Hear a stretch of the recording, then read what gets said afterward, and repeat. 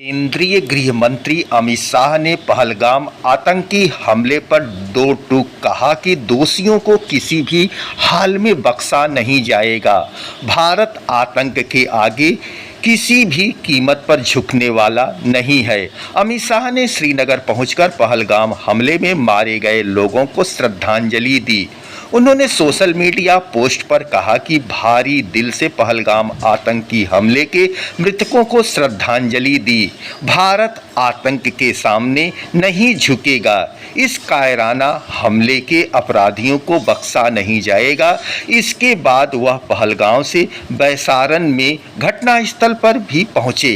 दर्शकों, आप देख रहे हैं अपना आईना न्यूज यूपी की नई प्रस्तुति नया सवेरा। पहलगाम में 26 पर्यटकों की हत्या हाल के वर्षों में किए गए आतंकी हमलों में सबसे बड़ा हमला है। इसने पूरे देश को शोक में डुबो दिया है। इस घटना में कई विदेशी नागरिक भी घायल हो गए हैं। निश्चित तौर पर यह हमला क्षेत्र को अस्थिर करने और यहां फलते फूलते पर्यटक उद्योग को नुकसान पहुंचाने के उद्देश्य से किया गया है। लेकिन धर्म पूछकर जान लेना कुछ और भी मकसद बयां कर रहा है। इसके साथ ही पति को मारने के बाद पत्नी से यह कहना कि जाओ मोदी को बता देना, इस बात को इशारा करता है कि अब पानी सिर से ऊपर उठ चुका है। आतंकियों ने घटना का वीडियो बनाया। इसके पीछे उनकी मकसद साफ है। वो यह दिखाना चाहते हैं कि मुसलमानों के खिलाफ भारत सरकार कोई निर्णय लेती है तो उसका अंजाम बुरा होगा।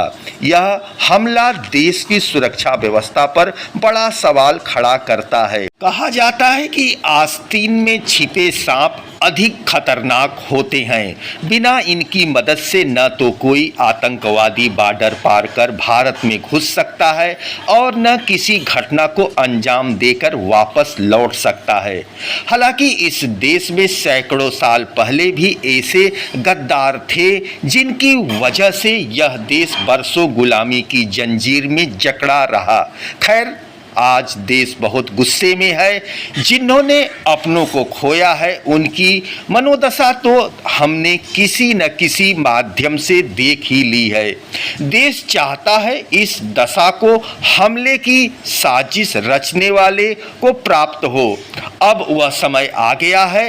प्रधानमंत्री नरेंद्र मोदी और गृह मंत्री अमित शाह ने इसे लेकर काफ़ी चिंतित व गंभीर हैं। उन्होंने इसकी घोर निंदा की है, लेकिन अब समय इससे ऊपर उठाकर कोई बड़ा कदम उठाने की है। त्रेता काल में भगवान राम ने सैकड़ों राक्षसों का संहार किया, किंतु मानव दानव के बीच युद्ध तब समाप्त हुआ जब राम ने रावण की नाभि पर प्रहार किया। आज उसी काल को फिर से दोहराने की आवश्यकता है, वरना यूं ही कभी कश्मीर, कभी केरल, कभी मुस्तफाबाद तो कभी पहलगाम जैसा मंजर देखने को मिलता रहेगा। गृह मंत्री ने पहलगाम जाकर मृतकों के परिजनों से मुलाकात की। वे घटना स्थल पर गए। आज शाम नई दिल्ली में सीसीएम की बैठक में हिस्सा भी लिए। इसमें देश की अगली रणनीति पर चर्चा हुई और पूरे देश को यही उम्मीद है कि जिस शैली के लिए अमित शाह जाने जाते हैं उसी शैली में भारत पाकिस्तान को जवाब देगा। केंद्रीय गृह मंत्री अमित शाह ने पहलगाम आतंकी हमले पर दो टूक कहा कि दोषियों को किसी भी हाल में बख्शा नहीं जाएगा। भारत आतंक के आगे किसी भी कीमत पर झुकने वाला नहीं है। अमित शाह ने श्रीनगर पहुंचकर पहलगाम हमले में मारे गए लोगों को श्रद्धांजलि दी। उन्होंने सोशल मीडिया पोस्ट पर कहा कि भारत कभी झुका नहीं है, न कभी झुकेगा। भारी भारी मन से पहलगाम आतंकी हमले के मृतकों को श्रद्धांजलि दी। भारत आतंक के सामने न कभी झुका है। इस कायराना हमले के अपराधियों को बख्शा नहीं जाएगा। इसके बाद वह पहलगाम से बैर सारन में घटना स्थल पर भी पहुंचे। सूत्रों के हवाले से पता चला है कि आतंकियों ने स्थानीय कश्मीरी आतंकियों और ओवरग्राउंड वर्कर्स के साथ मिलकर हमले से पहले इलाके की रेकिंग की थी। हमलावर ने हमले के लिए बैसरन को इसलिए चुना क्योंकि इस इलाके में सुरक्षा बलों की तैनाती नहीं थी। शुरुआती जांच से पता चला है कि आतंकियों ने बॉडी कैम पहने हुए थे। हमलावरों ने इस पूरे हमले की वीडियोग्राफी की। पता चला कि 3 आतंकियों ने महिलाओं और पुरुषों को अलग अलग कर दिया। इसके बाद चुन चुन कर लोगों को मारा गया। कुछ लोगों को दूर से ही गोली मारी गई, जबकि बाकी को पास से गोली मारी गई। ज़्यादा खून बहने से अधिकतर लोगों की मौत हुई। कल रात हुए काउंटर इन्फिल्ट्रेशन ऑपरेशन के बारे में जानकारी देना चाहता हूं। पिछले कुछ समय से हमारे सुरक्षा बलों को उड़ी सेक्टर के पार पाकिस्तानी आतंकवादियों की हरकत की खबर की बड़ी ध्यान में रखते हुए में शांति, भारतीय सेना और जम्मू कश्मीर पुलिस ने जा सके इलाके में अपनी निगरानी को और मजबूत किया, जिसमें कि जमीनी और हवाई सर्वेलेंस पर खास ध्यान दिया गया। साथ ही साथ जंगली इलाके तथा खराब मौसम को ध्यान में रखते हुए हमारे बहादुर जवानों ने अपने ग्राउंड के डिप्लॉयमेंट को और दुरुस्त किया, ताकि किसी प्रकार के इन्फिल्ट्रेशन की कोशिश को तुरंत नाकाम किया जा सके और आतंकवादियों को बर्बाद किया जा सके। 22 और 23 अप्रैल की रात को तकरीबन 1 बजे आतंकवादियों की संदिग्ध हरकत को उड़ी नाले के नजदीक दुश्मन के एक नजदीकी लॉन्च पैड पे देखा गया। इस हरकत को देखते हुए हमारी सर्वेलेंस, हमारे ड्रोन्स और साथ ही जमीन पर लगाई हुई हमारी एम्बुश पार्टीज को रीडिप्लॉय और रीसाइट किया गया। आतंकवादियों की लाइन ऑफ कंट्रोल की नजदीक आती हुई हरकत को लगातार ट्रैक किया गया। तकरीबन 3 बजे आतंकवादियों ने जैसे ही लाइन ऑफ कंट्रोल को पार किया, हमारे एम्बुश ने इसे एंगेज किया। फायरिंग तकरीबन 2 घंटे के आसपास चली, जिसमें कि 2 आतंकवादियों को मार गिराया गया। इसके बाद इस घने जंगल के इलाके में तरतीबवार तरीके से सैनिटाइजेशन और सर्च की ऑपरेशन में 2 AK rifle, 1 9mm Chinese pistol, magazines और बड़ी मात्रा में एम्युनिशन बरामद किया गया है। इसके साथ साथ एक आईडी जिसका वजन तकरीबन 10 किलो का है, उसे भी बरामद किया गया है। इस सफल ऑपरेशन से हमारे इंटेलिजेंस एजेंसीज और सुरक्षा बलों ने आतंकवादियों की एक बड़ी साजिश को नाकाम किया है। ये ऑपरेशन सुरक्षा बलों के बीच के अच्छे तालमेल को दर्शाता है। हम आगे भी इस इलाके में अमन और विकास के लिए लगातार कोशिश करते रहेंगे।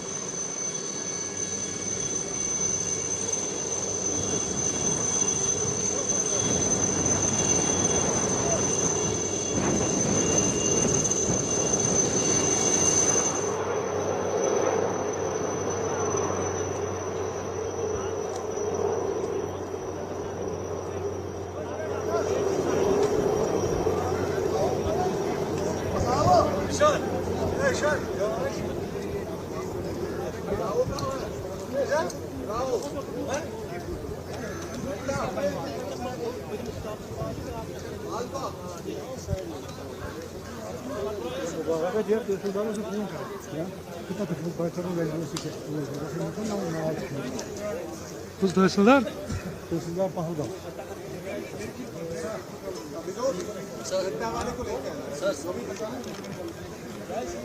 Sevgi asıl gibi bir yaran trafiği de mezur olur asıl.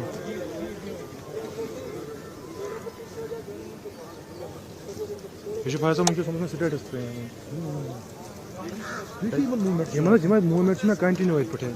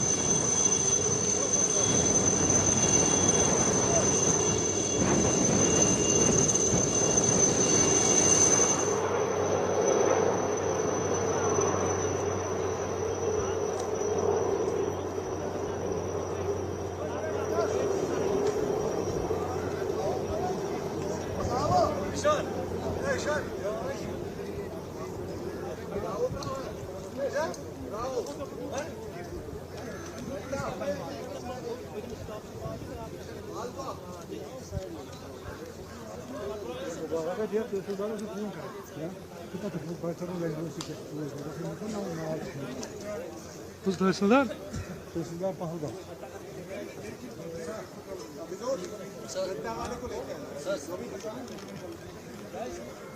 ऐसे युगल बिचारा काफी पर नजर वो आसान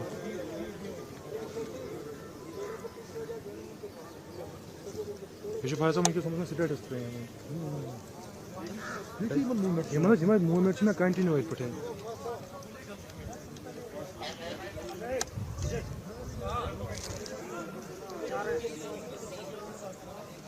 हमला पाकिस्तान के खिलाफ 5 बड़े फैसले, सिंधु जल समझौता रोका गया, पाकिस्तानी नागरिक को वीजा रद्द, कहा 48 घंटे में देश छोड़ दे। पहलगाम हमले के बाद भारत ने पाकिस्तान के खिलाफ सख्त कदम उठाया है। प्रधानमंत्री नरेंद्र मोदी की अध्यक्षता में सुरक्षा मामलों की कैबिनेट मीटिंग में 5 बड़े फैसले लिए गए हैं। बैठक 2.5 घंटे चली। इसमें रक्षा मंत्री राजनाथ सिंह, गृह मंत्री अमित शाह, विदेश मंत्री एस जयशंकर, एनएसए अजीत डोभाल समेत कई अफसर मौजूद रहे। विदेश सचिव विक्रम मिस्त्री ने बताया कि पहलगाम आतंकी हमले की गंभीरता को देखते हुए कैबिनेट सुरक्षा समिति ने 5 बड़े फैसले लिए हैं। सरकार के 5 बड़े फैसले: पाकिस्तान के सीमा पार आतंकवाद का समर्थन रोकने तक 1960 की सिंधु जल संधि को स्थगित कर दिया गया है। अटारी वाघा चेक पोस्ट को तुरंत प्रभाव से बंद कर दिया गया है। वैध दस्तावेज के साथ जो लोग पहले ही पार कर चुके हैं यानी भारत में आ चुके हैं, उन्हें 1 मई से पहले वापस जाने को कहा गया है। पाकिस्तानी नागरिकों को वीज़ा छूट योजना के तहत भारत में प्रवेश की इजाज़त नहीं होगी। पहले जारी किए गए सभी वीज़ा रद्द कर दिए गए हैं। वीज़ा पर पहले से भारत में मौजूद पाकिस्तानी नागरिकों को अगले 48 घंटे में भारत छोड़ना होगा। दिल्ली स्थित पाकिस्तानी उच्च आयोग में तैनात और सैन्य सलाहकारों को परसोना नाना ग्रांटा घोषित किया गया है। उन्हें 1 सप्ताह के भीतर भारत छोड़ने का आदेश दिया गया है। इसी तरह भारत अपने रक्षा सलाहकारों को इस्लामाबाद से वापस बुलाया है। ऐसे 5 सहयोगी स्टाफ भी वापस बुलाए जाएंगे। इन पदों को अब शून्य माना जाएगा।